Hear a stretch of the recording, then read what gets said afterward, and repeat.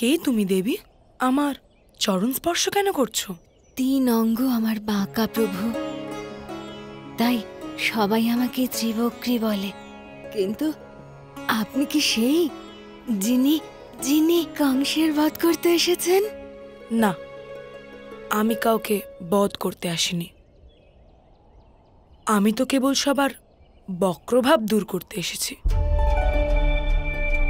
সেটা শরীরের বক্রতাও হতে পারে, আবার আত্মারও। আমি তো কেবল তাদের উদ্ধার করে থাকি।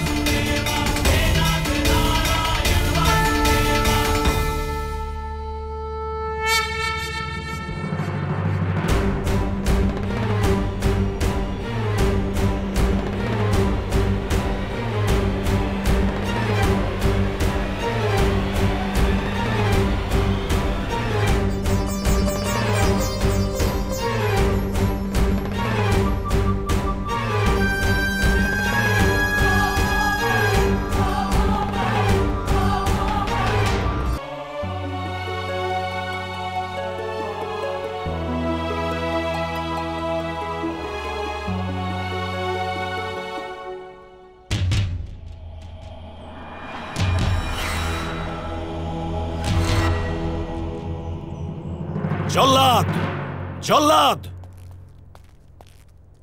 কারাগারে যাও।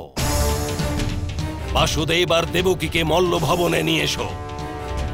যদি আমার কোনো সংকট উপস্থিত হয়, তবে সেই মুহূর্তে দুজনের মস্তক ছিন্ন করবে। যাও।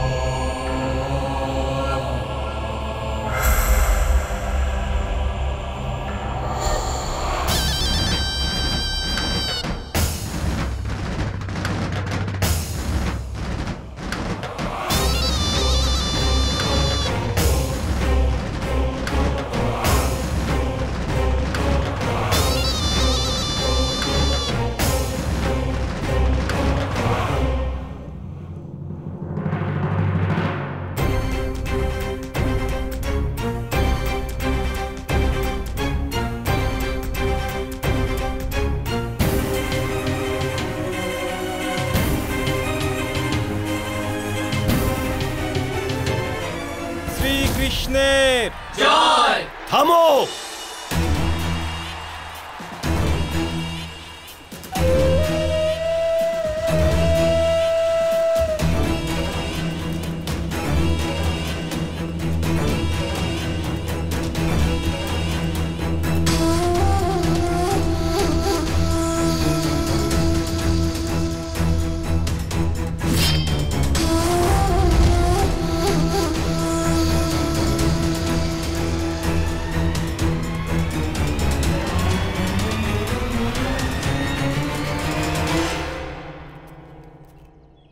প্রণিপাত মামাশ্রী।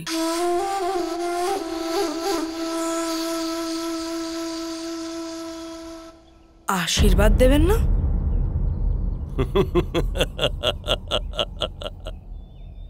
যশস্বী হও, এরূপ আশীর্বাদ দেওয়ার কোনো ইচ্ছা নেই। দীর্ঘজীবী হও, এরূপ বলারও কোনো কারণ নেই। কি আশীর্বাদ দেব? কেবল এই আশীর্বাদ দিন যাতে মৃত্যুর সময় সবাই বলে যে এইরূপ অদ্ভুত মৃত্যু কি করে হলো এই মানুষটির। হ্যাঁ, এ তো সবাই বলবে, আর এটাই আশীর্বাদ হবে আমার। সন্তুষ্ট হলাম মামাশ্রী। দ্বন্দ্ব করার সময় মারা গেলে কেউ বিচিত্র মৃত্যু তো বলতে পারবে না। অতএব এ তো নিশ্চিত যে আমার মৃত্যু আপনার হাতে হতে পারে না। এবার শুনুন, আমি আপনাকে বলছি যে আমার মাতা পিতাকে মুক্ত করে দিন, আর আপনার পিতা মহারাজ উগ্রসেনকে সম্মানের সাথে ওনার মুকুট আর ওনার সিংহাসন ফিরিয়ে দিন। আমি আপনাকে ক্ষমা করে দেব মামাশ্রী। তুমি কি চাইছো? তোমার সামনে হাত জোর করে ক্ষমা ভিক্ষা করব? মূর্খ বালক, প্রথমে নিজের সামর্থ্য প্রমাণ করো। যাও, মল্লভবনে গিয়ে চানুর আর মুষ্টিকের সাথে দ্বন্দ্বযুদ্ধ করো। যদি জীবিত থাকো তবেই ক্ষমা প্রার্থনার কথা চিন্তা করো।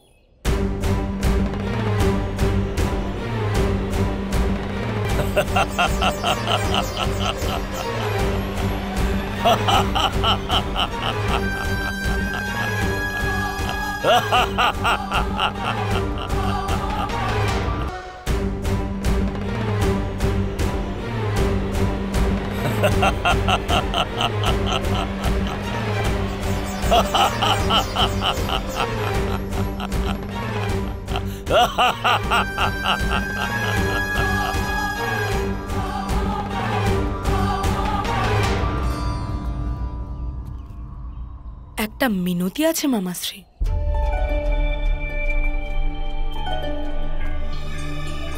আমার ভ্রাতা বলরাম আপনার মল্ল মুষ্টিকের সঙ্গে দ্বন্দ্ব করবেন, যদি আপনার কোনো আপত্তি না থাকে তবে।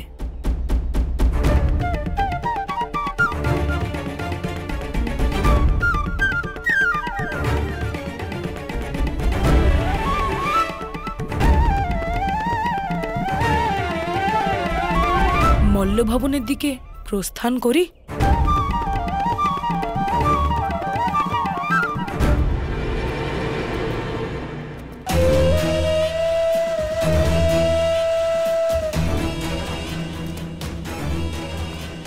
এই দুই বালককে আমি মৃত দেখতে চাই। চানুর, মুষ্টিক, যে প্রকারে হোক, যে কোনো মূল্যেই হোক, এরা জীবিত যেন ফেরত না আসে।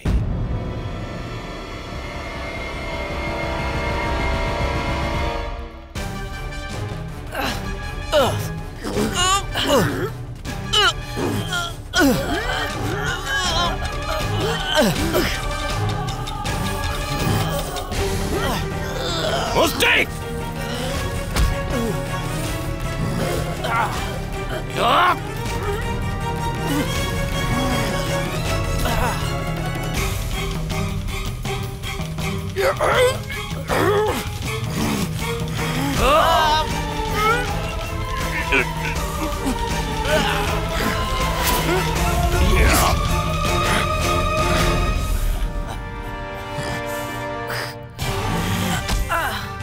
চানুর,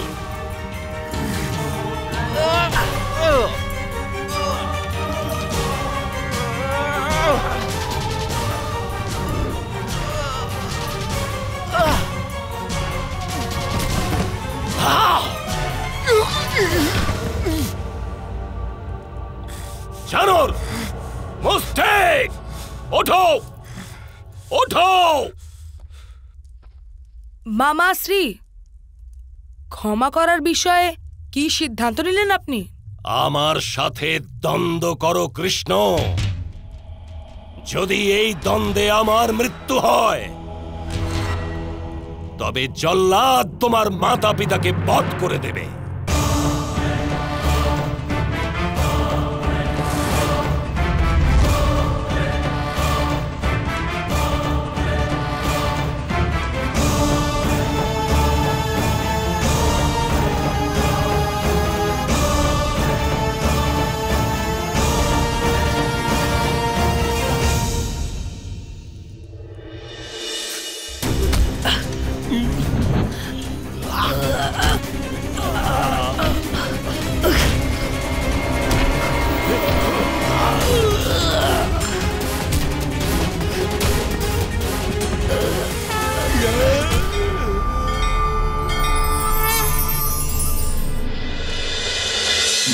ভারত।